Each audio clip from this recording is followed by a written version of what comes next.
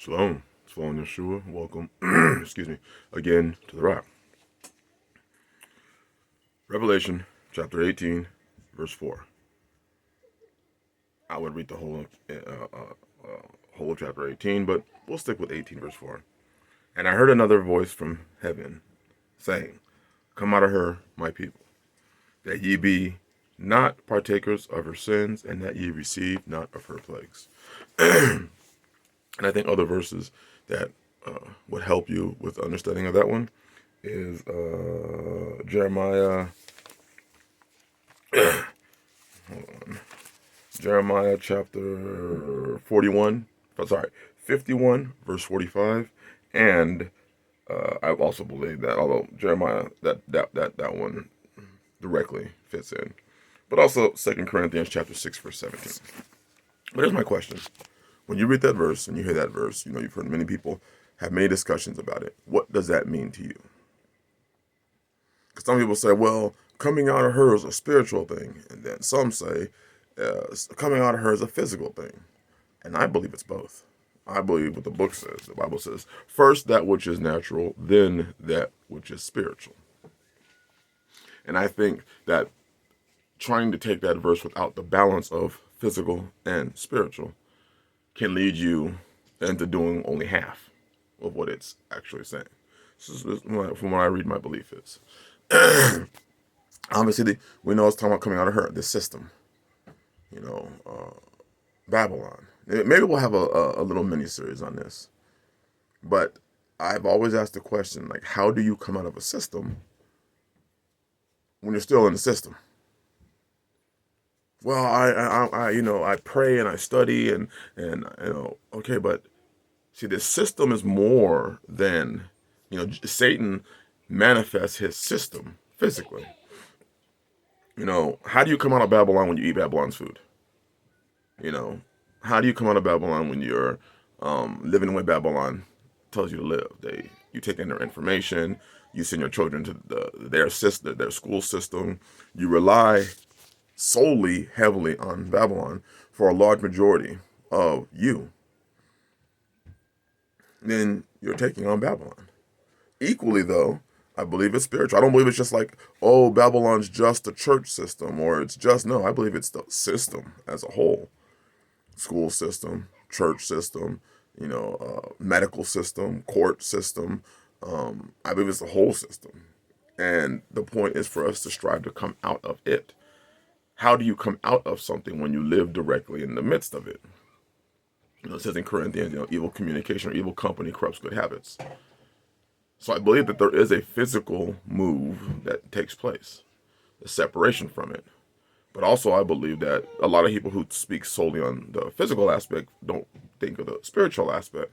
So a lot of people, it's like the saying, and this is maybe offensive to some, let me see if I can clean it up. You can take the gangster out the hood, but you can't take the hood. No, you can take the man out the hood, but you can't take the hood out the man. You can take the man out the hood, but not the hood out the man. You can move into your location, because a lot of people think coming out of her is just simply relocating, and it's not. It's not, well, I bought my land, I came out of her. No, because you brought your same way of thinking, the same Babylonian system mindset in you. You can go and grow food. You can grow food, grow your animals, homestead, and still have that in you. Now, I do understand, coming out here and living this life, it has helped me greatly understand what the book is saying. It has helped me greatly understand parables when Yeshua talks about the vineyard and the vines and pruning and cutting down and wheat and tares. And, most people don't even know the difference between a wheat and a tare. Most people don't even know the difference between a goat and a sheep and how they act. There's a complete different way how a goat acts to how a sheep acts. For those that don't know, sheep tend to stay in their pen. Mine do. Most people I talk to, their sheep will stay within the boundaries set. The goats are always trying to find a way to get out of the boundaries. They're always testing the fences to get out. Always. It's a little tidbit. But if you solely focus on the physical and you say, hey, because I relocated, I'm out of her, that doesn't mean you are.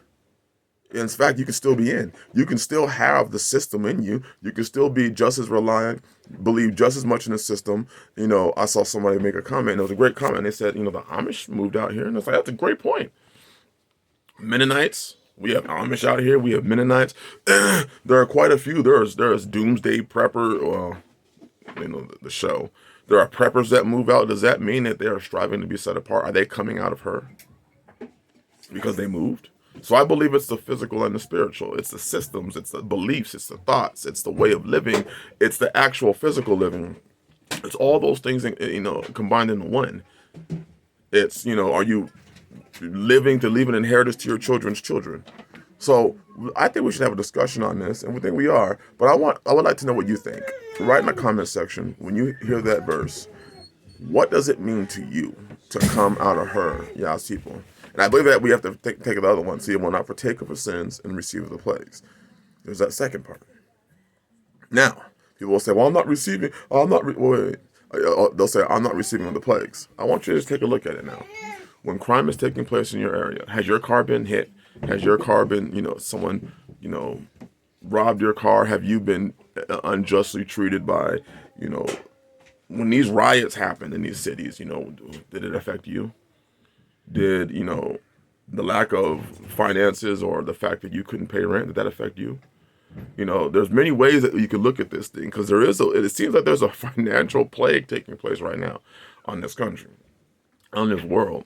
There is a lack of finances that a lot of people are dealing with right now. That could be a plague. That could be, or consequences of sins, as far as this world goes. And now we're seeing all sorts of movements taking place, and you dare try to stand up for Yah and His law, and people are wanting to fire you, and they're wanting to get rid of you because you can't say certain things, and you can't say. I just want to have that discussion. So if you would like, please put in the comment section what you think. I believe it is both natural and spiritual. I believe it is both. I believe that relocating is actually part of it. And I'll show you some of the verses that, I use that help me understand that. One's in Jasher with Israelites building Pithom and Ramses. Well, Israel minus Levi. Building Pithom and Ramses and what it led to, their servitude to Egypt.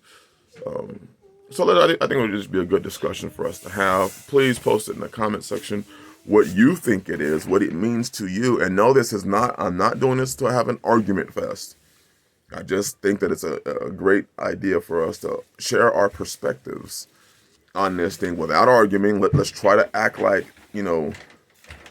adults in this, and not act like, I don't care what your faction of religion or camp, or, if you're coming at me with your camp perspective, with your ministry's perspective, that lets me know you haven't come out of her. I'm asking you. Okay? Anyways, bless y'all. Hope you're having a blessed, is it second day? Third day, thank you. Have a blessed third day.